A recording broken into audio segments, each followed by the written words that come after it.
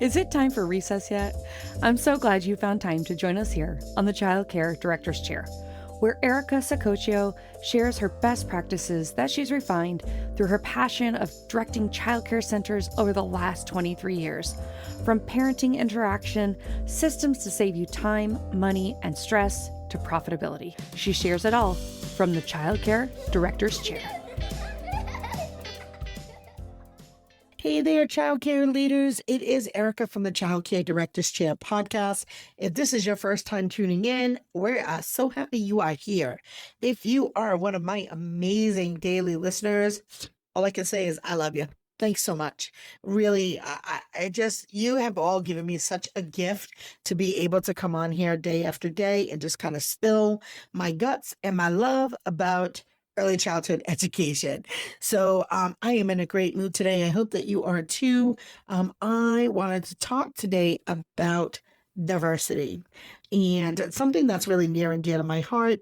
And I think some of that might come from being biracial. My mom is Italian, my dad is Cape Verdean, and I grew up in 1970s. So it was a different time, and I'm really glad that we are, talking about diversity, talking about inclusion in the world, not just in school, not just in, educational settings, but just in the world. I love that we're having the conversations, and I feel like they're conversations that need to be had.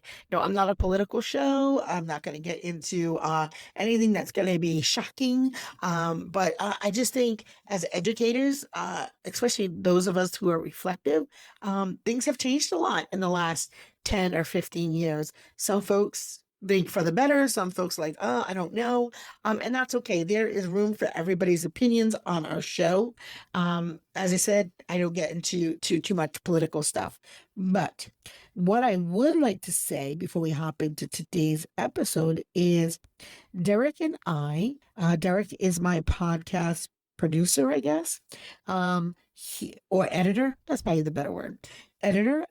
We have made some goals for our podcast now that our podcast is chugging along, and I thank you so very, very much for all of your help and the little hand that you have had in that. And I am talking to you from my fans in Texas, and I'm talking to you in Wisconsin and Maine and Rhode Island and Oregon and Canada and Australia and everyone else who's been tuning in day after day after day. I love you. So our goal is to hit 10,000 downloads in the next 2 weeks. So we're close. I think we need to hit, probably another 1,500 to hit that goal. And I know you can help us out with that. So here's what I'm going to ask. I'm going to ask, 1, can you please tell a friend? 2, share an episode or reel on your social media. That costs you nothing. Really, just let's support each other, right? We're all in the field together to help each other and to help children and families. And the more that we collaborate together, the more that we support each other, the stronger our voices will become. And so it's important to me that we get that out. No, it's not even so much about self-promoting, because guess what? I'm not charging for anything. I'm not selling a book. I'm not promoting a course. I'm not doing any of that. What I'm doing is just sharing years of experience and passion with all of you. And hopefully somebody will find some inspiration. Somebody will find a reason to not close their doors. Find a reason to not give up on what we're doing in this field, because there's a whole lot of that going on right now. So sometimes it just takes that one person to say, hold on a little longer. Things are going to turn around. Things are going to get better.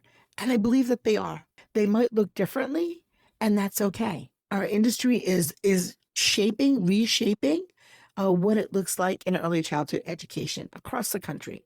And I wouldn't always say it's not a bad thing, but change is scary for a lot of us. So let's band together and support each other. And I will do the same for you. If you are doing something exciting in the early childhood field, let me know. Message me, inbox me. I'll talk about it on the show. If there's something I can share on social media for you, and it's meets kind of what we're doing here on the show, I will be happy to share it. I'll share it with all my listeners. I'll share it on my social media as well. So let's work together and support each other. I really, really, really appreciate that. So without further ado, let's get into today's episode. So, I wanted to talk about how we can promote diversity and inclusion in childcare settings. And I know that it's so important to create a welcoming and supportive environment where children and families feel valued and respected. And I think, unfortunately, there could have been many of us listening to this podcast right now who didn't always feel seen or heard in one way or another. So you understand what that feels like. And you know what that feels like as an adult. Can you imagine a 2-year-old or a 3-year-old or a 4-year-old or a school age child? It's not the best feeling in the world. And our job, our number one job, is to make children feel safe, loved, nurtured, and well cared for. And everything else is secondary. I'm sorry, teachers. I'm sorry, mom. I'm sorry, parents. My number one job is to make sure that those children are safe, loved, and cared for. And then everything else comes after. So the first thing I want to say is let's talk about you have to create a welcoming atmosphere where children and families from diverse backgrounds feel included and respected. And you can do that in a variety of ways.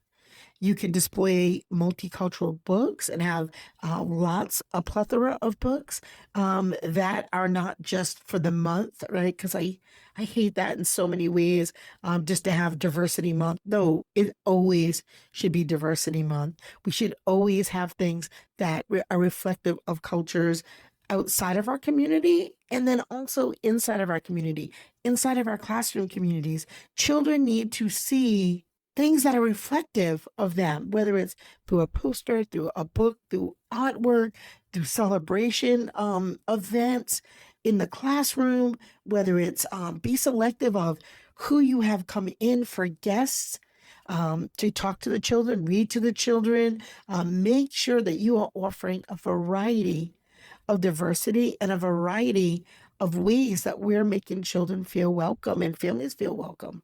One of the best things ever to do is make sure that you are hiring diverse staff. Aim to hire a diverse team of educators and staff who are reflective in the culture, linguistic, and ethnic diversity of the children and families that you serve. Diversity among staff members provides role models and promotes cultural competence. And the other thing I want to ask you, and I'm going to do a couple shows on this, and I'm so happy that it's happening, and it's happening while I'm alive, and I love it. We need to talk more about making sure that we're hiring men in our field as well. I feel like it's so great to have positive role models in our classrooms that also have a variety, right? It's so woman based, and that's okay. I understand that, but I think we need to make it comfortable for early childhood educators that are males feel comfortable in our environment, right? And I feel like we lose a lot of teachers in the ECE space, and a lot of them are working in elementary and high school and colleges, which is wonderful. I mean, we need teachers there too, but I think we need them early. We need them early as well. So help me with that and let me know too what your feelings are, because I know some families like that, some families don't, some families that might be a first question. Are there any men that work here? Listen, we need it. We need it. Children need to see all types of folks in their centers caring for children. So I think that's important. Also, offering culturally responsive curriculum. Make sure as you're developing and implementing your curriculum that it reflects diverse backgrounds and languages and experiences of the children in your care. Make sure that you incorporate materials, activities, and learning opportunities that celebrate cultural diversity and promote inclusion. And I want to put a little caveat here and say, make sure you're not stereotyping. As well-meaning as possible, but I had somebody make a comment. We're in the month of May.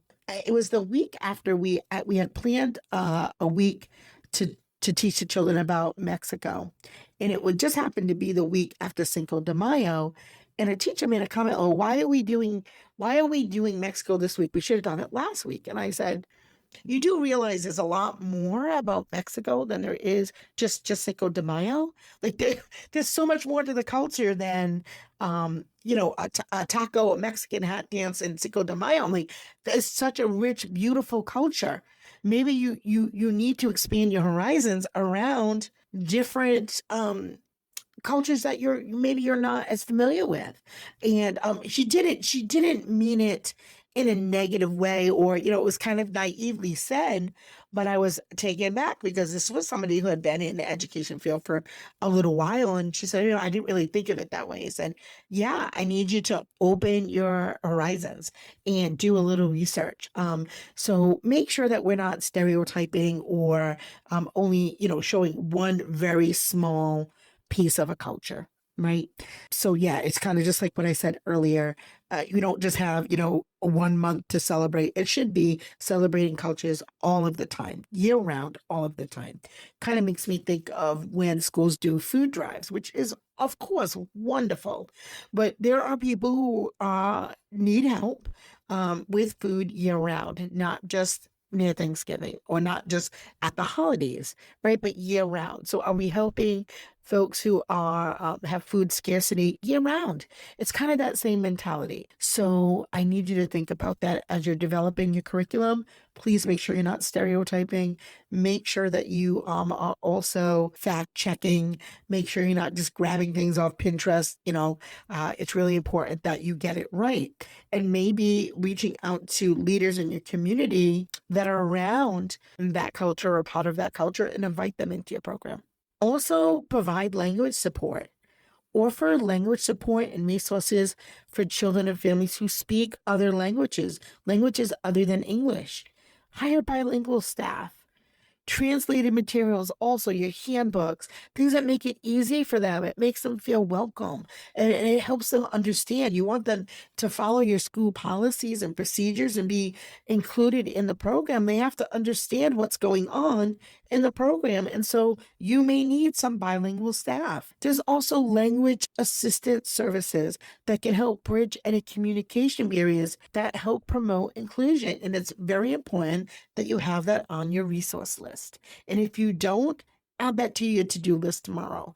Find out who can help translate if a family should come in and they speak a language that you do not, or if you have a large population that are dual language learners and dual language families, that you have at least minimum one staff member who speaks their language fluently.